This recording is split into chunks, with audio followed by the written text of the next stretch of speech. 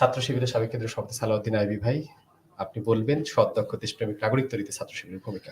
আবারও সকলকে ছাত্র শিবিরের প্রতিষ্ঠা বার্ষিকী শুভেচ্ছা। আমরা মন্ত্রমুগ্ধের মতো সম্মানিত শিক্ষক মন্ডলী এবং সাবেক কেন্দ্রীয় সভাপতিবৃন্দের কথা শুনছিলাম।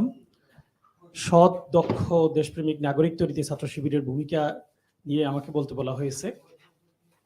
ছাত্র শিবির এমন এক কাফেলার নাম, যখন রাত জেগে আমরা ক্যাম্পাসে হলে ছিলাম, অন্যান্য ছাত্র সংগঠন আমাদেরকে শেখাতো এমন মন্দ কাজে লিপ্ত হতে যেটা এখানে প্রকাশ করার মতো নয়। সেই সময় ছাত্র শিবির আমাকে শিখিয়েছে রাত জেগে তাহাজ্জুদ নামাজ পড়তে।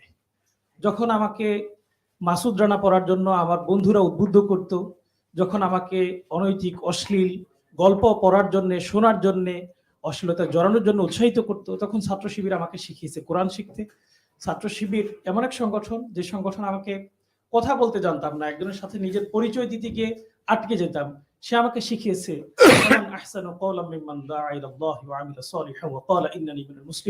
আমার নিজের পরিচয় দিতে, সবচেয়ে সুন্দর কথাটি বলতে।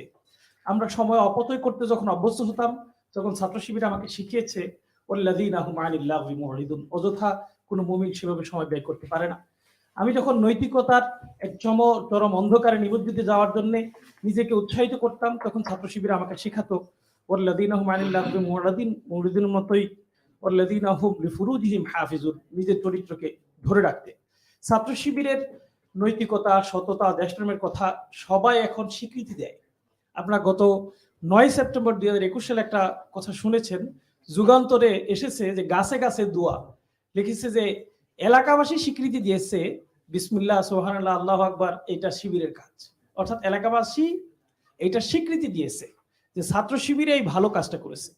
আপনারা ঢাকা সিটি কর্পোরেশনের দক্ষিণের মেয়র প্রার্থী ছিলেন ইশরাক হোসেন, তাকে শিবির বলে আখ্যায়িত করা হয়েছে। সে উত্তর দিয়ে বলেছে যে আমি কথা বলার আগে বিসমিল্লাহ বলে শুরু করি, এজন্য আমাকে শিবির বলা হয়। অর্থাৎ শিবিরেই ভালো কাজ দিয়ে, ভালো কথা দিয়ে তার কথাটা শুরু করে, এটা শিখিয়েছে। ছাত্র শিবিরের দেশপ্রেমের কথা যদি বলি, খুব বেশি উদাহরণ দেওয়ার দরকার নেই, সংক্ষেপে বলতে বলা হয়েছে। শহীদ আবরার ভাই দেশপ্রেমের কথা লিখতে গিয়েই তাকে শহীদ হতে হয়েছে, এবং তাকে একটা কারণেই শহীদ করার জন্য উদ্বুদ্ধ হয়েছে। ফাঁসির রায়ে বিচারক সেটা লিখেছেন, সেটা হলো ছাত্র শিবির সন্দেহে তাকে হত্যা করা হয়েছে। আপনারা দেখেছেন দক্ষতার বিষয়ে যদি আরেকটা উদাহরণ দেই, সেটা হলো জনস্বাস্থ্য ইনস্টিটিউটের সম্মানিত পরিচালক গত কয়েকদিন আগে আব্দুর রহিম সাহেব, তিনি বলেছেন যে পোশাক বিধি দিয়েছে, টাকনুর উপরে প্যান্ট পরতে হবে, হিজাব